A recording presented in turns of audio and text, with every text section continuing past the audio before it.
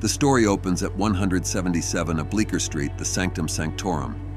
Dr. Strange is floating in a meditative state, looking almost translucent.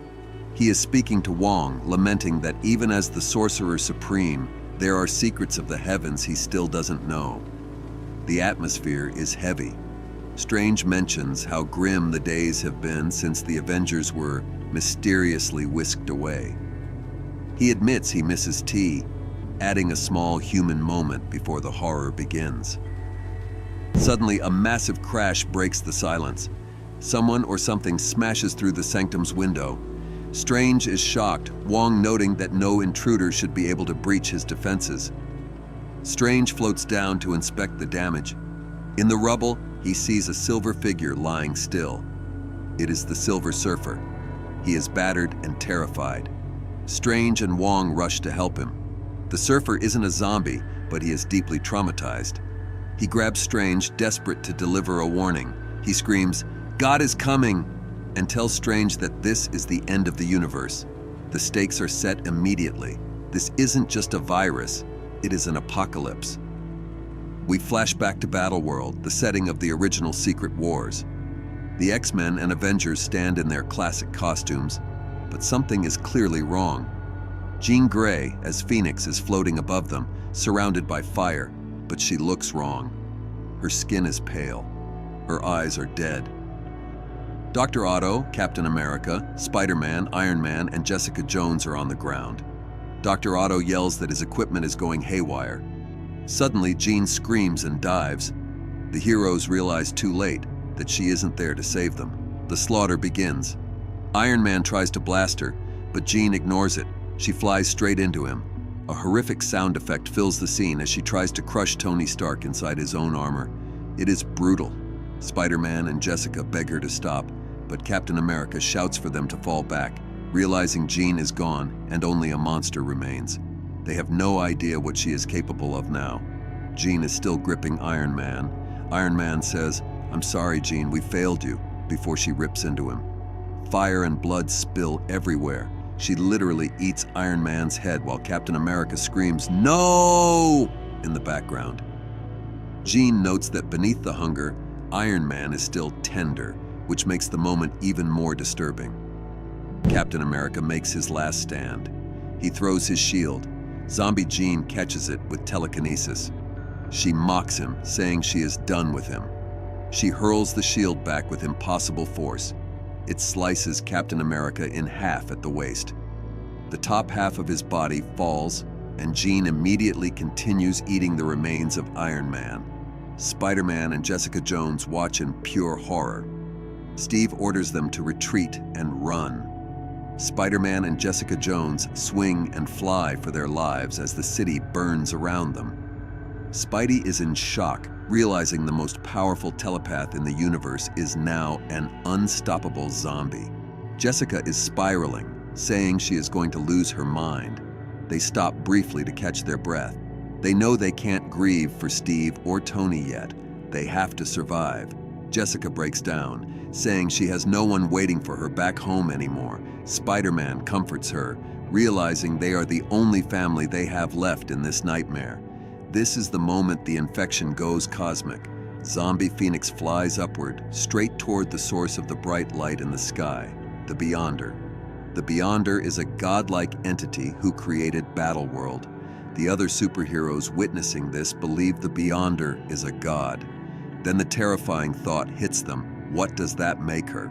Jean Grey attacks the Beyonder. A massive explosion of energy rocks the planet. The text confirms the unthinkable. The woman eats God. By consuming the Beyonder, the zombie virus now gains omnipotent power. We return to the present at the Sanctum Sanctorum. The Silver Surfer explains to Strange what he saw. He describes a cancer eating away at all things. Strange feels a shudder ripple through the astral plane. The Surfer explains that it is worse than a virus. One of the most powerful beings in the universe, the Beyonder, has been consumed. The balance of cosmic power has permanently shifted to the dead. The Silver Surfer realizes that the void will take everything. Strange appreciates the Surfer's warning, but says he is half a decade too late to stop it. The surfer counters that it isn't a virus anymore. They are facing the forces of the god of darkness himself. He realizes that science and magic have failed. There is only one option left: fight fire with fire. He tells Strange they must assemble a new team, a team of Earth's mightiest heroes. The scene shifts to deep space. Thanos stands alone on an asteroid, brooding. Strange and the Silver Surfer appear behind him. Thanos mocks them, saying he expected the surfer to run away with his shiny tail between his legs. Thanos is arrogant, assuming they are there to fight him. The surfer clarifies that they are not there to fight. He asks Thanos if he has completed the Infinity Gauntlet. Thanos admits he has only one gem left to acquire. Strange and the surfer bow their heads. Thanos calls the surfer Herald and asks what he wants. The surfer offers an alliance. He pledges the Earth and himself to Thanos. It is a desperate gambit, the Sorcerer Supreme and the surfer bowing before the Mad Titan to stop the zombie plague. We cut to another perspective. A flashback shows Dr. Doom and Reed Richards escaping Battleworld in a cobbled-together spacecraft. Daredevil is eating an eyeball. He mentions he needs to make a pit stop soon to find something else to eat because this is my last eyeball. It is gruesome. Doom survives in the ruins of the universe, surrounded by zombie remains. Reed stops Doom from eating further and scans for life, detecting a massive energy signature. We return to the team as Thanos, Strange, and the Surfer arrive at a planet that possesses the final stone. Doctor Strange's narration continues here. Thanos possesses an artifact, the Gauntlet, that can rewrite the universe.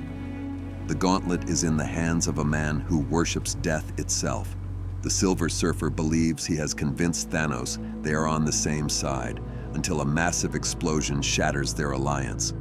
When they enter a structure on this planet, all three are frozen in shock by what they see. Zombie Avengers and Doom are there, devouring the man who possesses the final stone. Thanos looks almost gleeful as he asks, "What is the meaning of—" The zombies swarm him. Strange continues, saying, "Blood would be spilled for the final Infinity Gem." We return back to Spider-Man and Jessica Jones in the present Battleworld timeline. They are walking through a twisted dark forest. Jessica and Spider-Man both hate their costumes, questioning why they ever committed to wearing them. Spidey comments that the architecture around them is excessively sinister. They are searching for survivors, Otto Octavius, Reed Richards, anyone, but they find no one.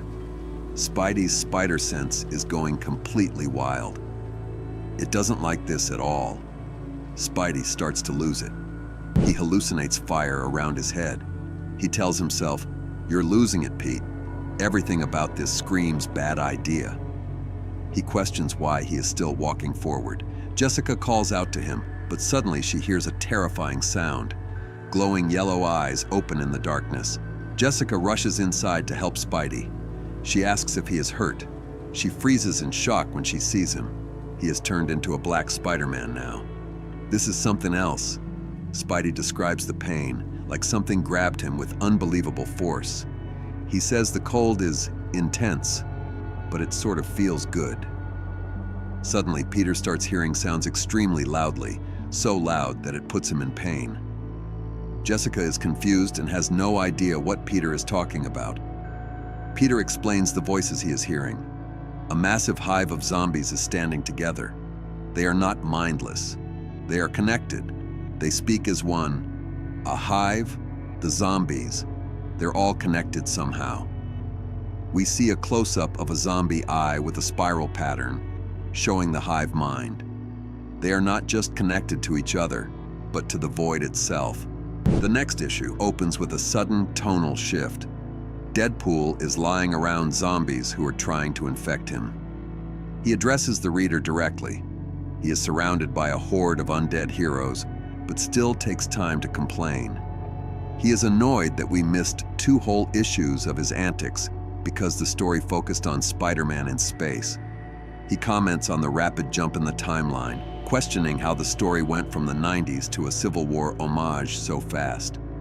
Before he can finish his meta rant, A zombie comes from behind and eats his head the moment he looks up at the sky, believing the heroes have arrived. A massive explosion shakes the street. A ship crashes down, crushing zombies beneath it. From the smoke steps a new team of survivors. Spider-Man in the black symbiote suit, Dr. Octopus, Ultron, and Jessica. Otto has clearly had enough of Spidey's complaining. Spidey proudly explains that his new suit absorbs vomit, which is disgusting but practical. They realize they have successfully made it back from Battleworld to Earth. The team looks over the ruins of New York. Jessica doesn't even know how much time has passed. Ultron explains that it has been just over 2 years since they were abducted by the Beyonder. They are back, but the world is dead. Spider-Man's spider sense flares again. He senses their undead friends, but also something else, something extremely powerful. A horde of undead heroes charges at them. Octavius unleashes his mechanical arms without hesitation.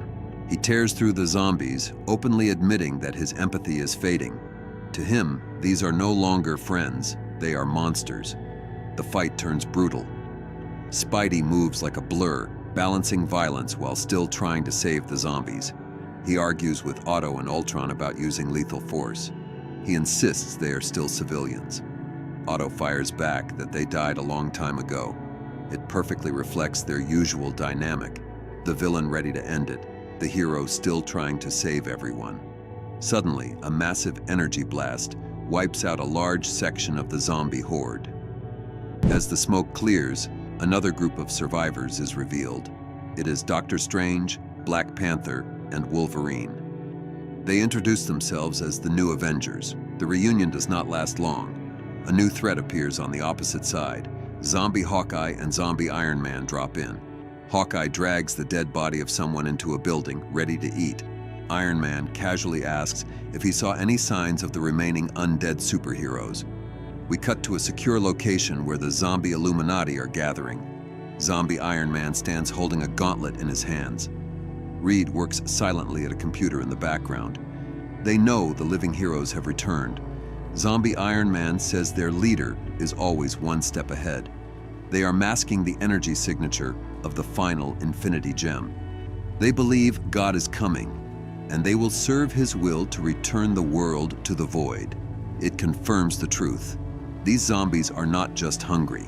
They are a religious cult devoted to the void. Captain America and the zombie team, including Thanos, Banner, and Doom, stand near the ruins of the Statue of Liberty. They discuss how hopeless the situation has become. Dr. Doom, who is apparently working with these new zombie Avengers, or at least allied with them, points out that they are exposed and vulnerable in the open. Captain America argues that they must still remember their values. Thanos is there as well. Thanos eats a piece of meat and agrees that this alliance is fragile. Captain America swears that if he still had his hand, he would place it over his heart. Captain explains the stakes. Zombie Stark's team wants to serve a dark cosmic god and claim the final Infinity Gem. Thanos wants the gem to overthrow this god who is defiling his beloved death. Doom refuses to be ruled by anyone, not even Reed with unlimited cosmic power. Captain declares that they will march on the Baxter Building together to stop Iron Man. It is a meeting of minds between the greatest villains and heroes still left standing. We cut to a quieter moment inside a hideout within the sanctum. The heroes are resting. Spider-Man is talking to Iron Fist. He asks about the dragon she mentioned earlier. She confirms that it is real. Black Panther explains that Otto insisted on joining Strange on reconnaissance, and honestly, they couldn't have asked for a better babysitter. Jessica asks Logan to introduce himself. Logan shows off the blade in the middle of his hand as he introduces himself. He slices his arm open, shunk, to show that it regenerates, but slowly. He explains that the virus dampens his healing factor. Spider-Man and Jessica both stare in shock after seeing this. Logan casually says he is a mutant. Jessica replies that she and Spider-Man only have powers because of accidents. Black Panther confronts Spider-Man. He realizes he has never seen this person's face. The black-suited figure removes his mask. Jessica also complains that all this time she never knew who he really was behind the mask, even though he knows everything about her. Peter finally removes his mask and apologizes to the team. He reveals his true identity. Jessica is completely stunned when she learns that Peter is Spider-Man. Peter reveals that he has been Spider-Man since he was 15. He explains his past, how he spent years trying to forget the life he had before the mask, watching his family die. King T'Challa took up the mantle to honor Peter Parker. Everyone feels relieved knowing the truth about him. But Jessica quietly leaves the room. She is hurt because Peter never told her his true identity, even though they went to the same school together for years. The emotional weight continues. Jessica is still shaken. Peter explains that he had to become someone else to survive the shame of failing to act. He says the world needs Spider-Man, so he became him. He and Jessica share a quiet moment, realizing they are both ghosts of the people they lost. They kiss. It is a tragic romance at the end of the world. The scene suddenly erupts into a massive battlefield. Doctor Strange, in his astral form, watches the chaos from above. He comments to Dr. Octopus about the absurdity of a shining extraterrestrial needing a mechanized surfboard. Strange mentions that the line between science and magic is thinner than people think. He notices something important. The zombie horde is fighting itself. Two groups of zombies, Team Iron and Team Captain, are clashing with each other. Zombie Iron Man fires blasts at Captain America. Zombie Tony screams, "Whose side are you on, Steve? Our God made us this way. He gave us new life and new purpose." Captain fires back that he is on the same side he has always been on, the one where no one decides my purpose for me. In the background, Hulk and other heavy hitters tear through the zombie ranks. The battle grows more intense. Zombie Iron Man unleashes a massive unibeam blast at Cap, shouting that he has had enough of Cap's holier-than-thou attitude and accusing him of having just as much blood on his hands. Meanwhile, Iron Man and Captain America realize they are not alone. Doctor Strange warns them that they know we're here. Otto plans to hold them back until the others arrive. Suddenly, energy explodes around Otto. He begins transforming into a real octopus. Strange realizes it is the gem and admits he cannot stop it. Otto needs to get back to the others. Zombie Captain America ignores Otto and continues fighting Tony. Zombie Iron Man closes in on Cap and taunts him, "God is coming, old man. There's nothing you can do to stop it." Cap shouts back that God has no claim over their souls. Zombie Tony answers coldly, "We lost our souls a long time ago." Zombie Iron Man fires a point-blank repulsor blast. Cap blocks it with his shield, but the force is too much. Cap and Tony are both thrown back. The shield and the gauntlet fall to the ground. From the wreckage, a decaying hand reaches out. It belongs to Zombie Reed. His fingers grab the time stone and the gauntlet. Reed pulls the gauntlet onto his hand. He speaks calmly, saying that God is coming, and when he arrives, everyone will kneel before him. The world will be exactly as he wills it to be. No more so-called superheroes, no more human race, no more life. With that, he snaps his fingers.